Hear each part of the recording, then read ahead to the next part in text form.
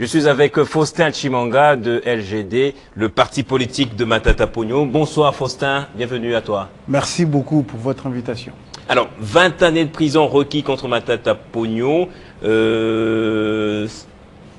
et puis 10 années d'inéligibilité. Qu'est-ce que ça vous a fait lorsque vous avez appris justement cette information?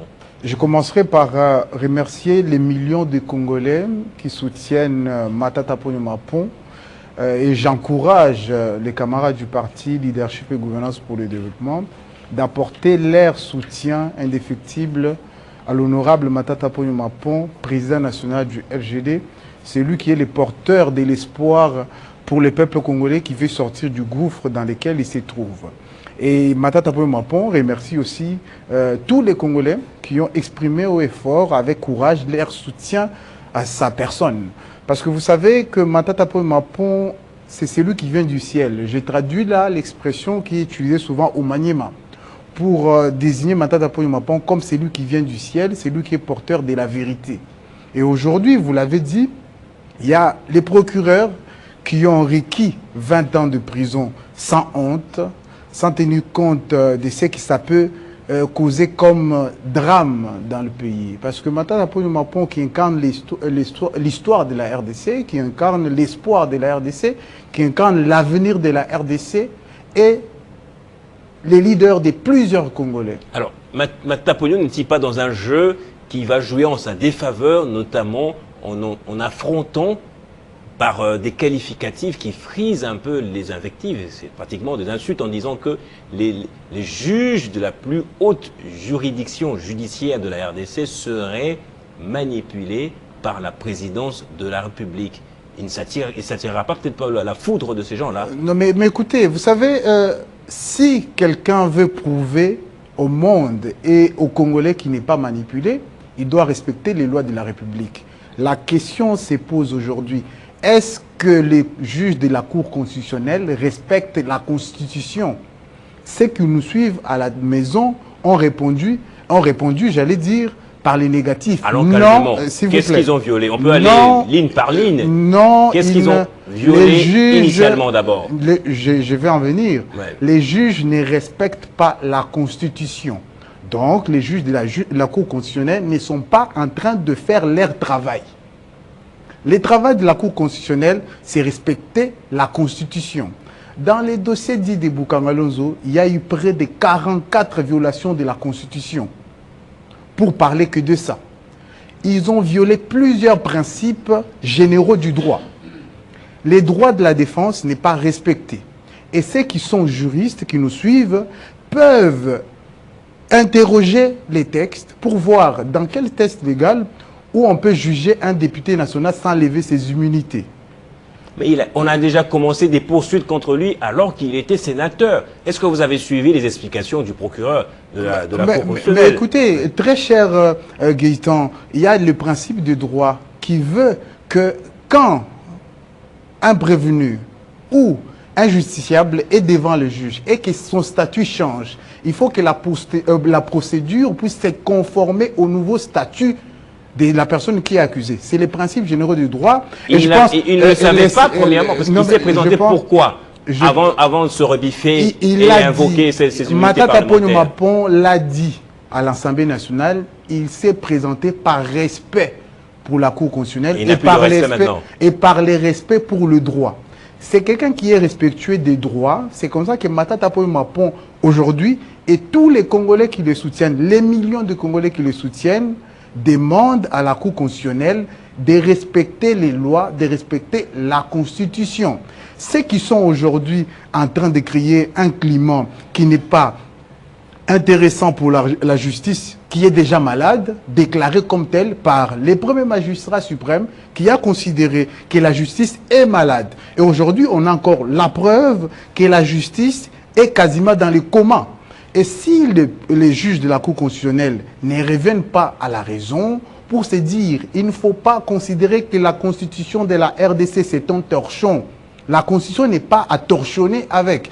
Et ce que les juges sont en train de faire dans les dossiers dits de c'est leur dada, en tout cas. Non, mais écoutez... Pensez-vous que l'Assemblée nationale et Vital Kamerhe vont protéger Matata Ponyo jusqu'à la fin, jusqu'au bout? C'est lui qui protège Matata Ponyo, c'est l'esprit de la vérité. L'esprit de la vérité protège Matata Ponyo. Matata Ponyo est attaché à la vérité. Comme il est dit souvent, la vérité finit toujours par triompher et tous les millions de Congolais doivent se rendre compte que Matata Ponyo est victime du hold-up politique qui est fait contre lui, contre son parti politique, comme c'est dans l'air du temps, pour que ceux qui ne sont pas d'accord avec l'union dite sacrée, qu'on puisse suspendre leur parti politique, peut-être qui sont en train déjà de se dire « Ok, on s'est débarrassé d'un parti politique, on voudrait aussi se débarrasser d'un autre parti politique. » La République démocratique du Congo se veut être un pays des droits. Et aujourd'hui, si ceux qui sont censés respecter les droits, protéger la Constitution, sont en train de piétiner la Constitution, il y a danger pour la République. Pourquoi est-ce qu'on en voudrait à Matata Ponyo? Parce que le timing ne paraît pas suspect. Non, mais, en 2023, les juges ont adopté une attitude qui a étonné plus d'un. Vous avez laissé libre concourir à la présidence de la République. Vous savez, je vais vous le répondre directement d'ailleurs. Aujourd'hui, Matata Ponyo est les candidats les plus crédibles pour les prochaines élections. Ils ont compris ça. Il n'en était pas, lors des précédentes élections. Comment? Écoutez, il est, il le sera toujours. Matata Ponyo aujourd'hui se trouve être celui qui est le porte-voix du peuple congolais. Et ils veulent les réduire au silence. Et l'instrumentalisation de la justice devrait plus choquer que l'effet que Matata Ponyo est en train de se défendre. Je sais que ce n'est pas votre rôle, vous faites votre travail, mais il faudrait aussi interroger la légalité de toutes ces démarches. Nous sommes en train de le dire. Oui, allons-y, questionnons cette légalité d'abord. Vous avez dit qu'il y a 44 violations de la Constitution. Épingler un peu les violations qui paraîtront évidentes à ceux qui nous suivent. Non, mais écoutez, ce qui paraît évident déjà, est que la Cour constitutionnelle, toutes les décisions qu'il doit prendre doivent être conformes à la Constitution. La Constitution dit qu'un député national doit être jugé qu'après lever des immunités. Première violation de la Constitution. Ils n'ont pas levé les immunités de Matata Ponyo. Ils ont estimé qu'ils peuvent marcher sur la Constitution. Mais écoutez, c'est un débat juridique, c'est un dossier juridique. Vous n'allez pas vouloir qu'on sorte du débat juridique pour commencer à aller sur les débats des réseaux sociaux. Si on veut raison garder, il faudrait qu'on puisse interroger la légalité de tout ça. J'aimerais, s'il y a un juge de la Cour constitutionnelle qui a le courage de venir sur le plateau télé, nous dire quelle est la légalité de toutes leurs démarches, vous allez voir qu'ils auront du mal à les défendre parce qu'ils savent pertinemment qu'ils sont en train de marcher sur la Constitution. La Constitution voudrait que chaque Congolais puisse ne pas être soustrait de son juge naturel. Actuellement, les juges naturels... On n'a pas un précédent, s'il vous plaît. On n'a pas une jurisprudence dans ça. Je ne sais pas, peut-être vous pouvez me le dire, m'éclairer là-dessus. Il était poursuivi, il avait vu ses immunités être levées alors qu'il était sénateur. C'est dans cette logique-là qu'on continue les poursuites contre Matata. Je vous ai dit que si le principe général du droit, ceux qui nous suivent peuvent le suivre et les vérifier. Si il y a évolution sur les statuts d'un prévenu, la Constitution ne parle que du statut du parlementaire dans l'article 107. Écoutez, laissez-moi vous dire et vous l'expliquer, vous allez peut-être le comprendre. Oui. Si au cours d'une procédure judiciaire, les statuts du prévenu évoluent, il faut que la procédure puisse se conformer au nouveau statut. Donc la Cour constitutionnelle devrait se conformer, devrait se conformer au statut actuel de Matata Ponyo qui est député national. D'où il faille procéder par la levée des immunités. Ils ne l'ont pas fait. Parce qu'il y a volontairement une stratégie pour pouvoir réduire Matata Ponyo au silence. Quelle urgence il y a de pouvoir acculer Matata Ponyo pendant qu'on sait, on est dans une période où la République a besoin d'accalmie, a besoin de cohésion nationale. Matata Ponyo puisqu'il dérange l'union dite sacrée, il refuse d'adhérer à l'union dite sacrée, c'est ça la vraie raison pourquoi les dossiers est en train de continuer. Tout le monde, tous les Congolais ne peuvent pas adhérer à l'union dite sacrée. Surtout que c'est un bateau qui est en train de couler et qui est déjà en train de chavirer. Vous savez, faut... L'autre violation, alors on a passé la discussion sur ses immunités parlementaires en tant que député national. L'autre violation évidente que vous pouvez évoquer en ce moment, c'est la violation du RP 001. Oui. Les décisions de la Cour constitutionnelle, ça c'est la Constitution qui les dit. Vous pouvez les vérifier dans la Constitution pour ceux qui nous suivent.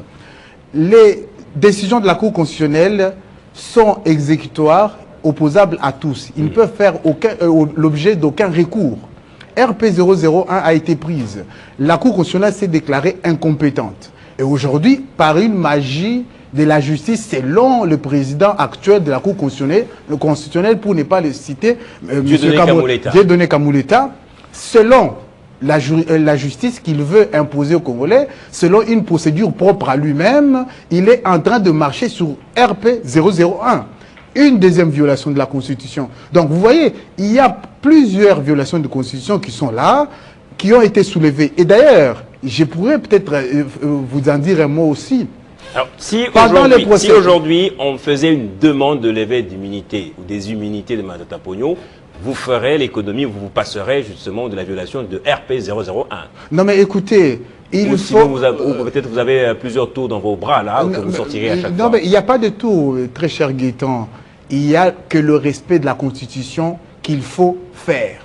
Matata Ponyo Mapon a toujours voulu respecter la justice. Il continue à respecter la justice. Il continue à croire, mordicus, que la justice élève une nation. La vraie justice élève une nation. Matata Ponyo les pense, les sait et veut que les juges de la Cour constitutionnelle puissent aussi s'inscrire dans l'esprit de la vérité et avoir le courage de la justice. La justice ne peut pas être à la solde de la volonté politique.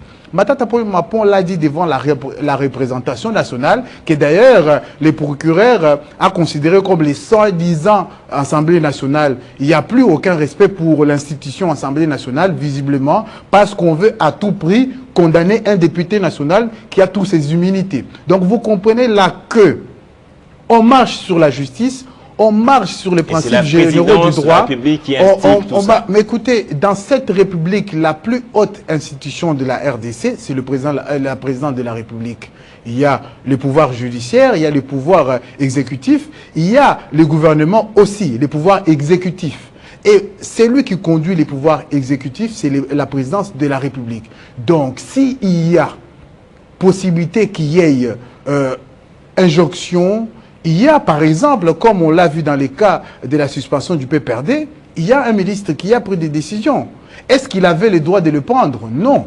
Et si il y a une décision dans ce sens-là, stratégique, pour pouvoir écarter Matata Ponyo Mapon, on sait que Matata a beaucoup de détracteurs parce qu'il fait peur à tout le monde. Matata, c'est la rigueur, Matata, c'est le sérieux dans le travail, c'est ça qui fait peur parce que de l'autre côté, il y a la jouissance. Donc, vous comprenez, c'est des armes politiques, mais ils sont en train d'instrumentaliser la Cour constitutionnelle justement pour obtenir des gains politiques.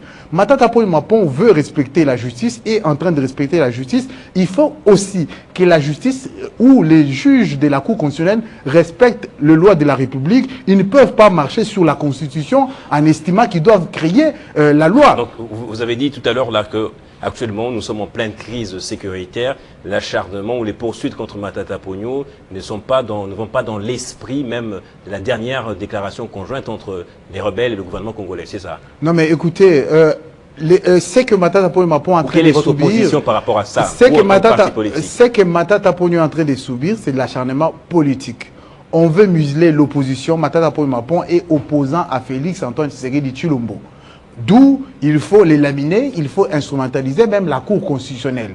Et aujourd'hui, c'est ridicule de voir qu'hier, on nous disait c'est la ligne rouge qu'on ne va jamais toucher, négocier avec les rebelles du M23. Or qu'à l'époque, notre parti politique était en train de dire... Vous preniez les négociations directes. on était en train de dire que les Congolais doivent se parler dans un cadre qui est le plus crédible, Cinco SCC. Ce cadre qui est proposé par la Cinco et les pasteurs de l'ECC, c'est justement pour permettre à ce que nous puissions arriver à un pacte social et un pacte qui permettra à ce que nous puissions vivre ensemble. C'est dans cette dynamique-là que le LGD, notre parti politique, dit qu'il faut que les Congolais se parlent. Et les Congolais de tous bords doivent se parler, et même ceux qui ont choisi la radicalité. Aujourd'hui, visiblement, le gouvernement est en train de se rendre compte qu'ils étaient vraiment en train de mener les bateaux Congo dans une direction qui n'a pas d'issue. Et même ceux qui sont accusés des détournements dans une affaire grande comme l'affaire Bukangalonzo. Mais écoutez, Matata Ponyo Mapon, je l'ai dit, je l'affirme, je prends les Congolais à témoin, il n'a jamais volé un seul dollar. Et c'est comme ça que vous allez voir qu'il n'y a pas un document qui montre que Matata Ponyo Mapon a reçu de l'argent. Pendant que je vais en finir là, pendant que celui qui était chargé d'exécuter les travaux reconnaît avoir reçu tout l'argent, je ne sais pas si les juges de la Cour constitutionnelle n'aiment pas la cravate rouge de Matata Ponyo Mapon parce que visiblement, ils n'aiment pas la rigueur. C'est comme ça qu'ils sont en train d'élaminer Matata Ponyo Mapon. Dernière question, on accuse Matata Ponyo d'entêter, en tout cas les autres que accusés. Si jamais le verdict est attendu, je crois que c'est le 10 mai, c'est quel jour exactement le verdict? C'est attendu quand, le 14? Bon, on va voir. Qu'est-ce qui va se passer s'il est condamné, par exemple? Non mais écoutez, Matata Ponyo Mapon, les peuples congolais ne va pas laisser Matata être condamné par l'instrumentalisation de la justice. Il y a eu théâtralisation de la justice à outrance. Ça devrait choquer qu'il y ait une cour constitutionnelle qui est composée de membres qui sont hors mandat. Il y a 2 juges qui n'ont plus le droit de pouvoir siéger, mais qui sont en train de siéger en ce moment. Est-ce que ça ne devrait pas choquer tous les Congolais qui nous suivent? Comprenez que Matata Ponyo Mapon fait preuve d'acharnement politique et les peuples congolais ne vont pas laisser Matata être condamné. Ils vont surveiller la liberté de Matata. Merci, c'était votre dernier mot. Faustin Chimanga, on va terminer avec Martinus Kabemba. Il intervient pour la première fois. Il est juriste, analyste politique et formateur en leadership et développement. On va parler avec lui de la part et du rôle de la jeunesse dans cette crise sécuritaire.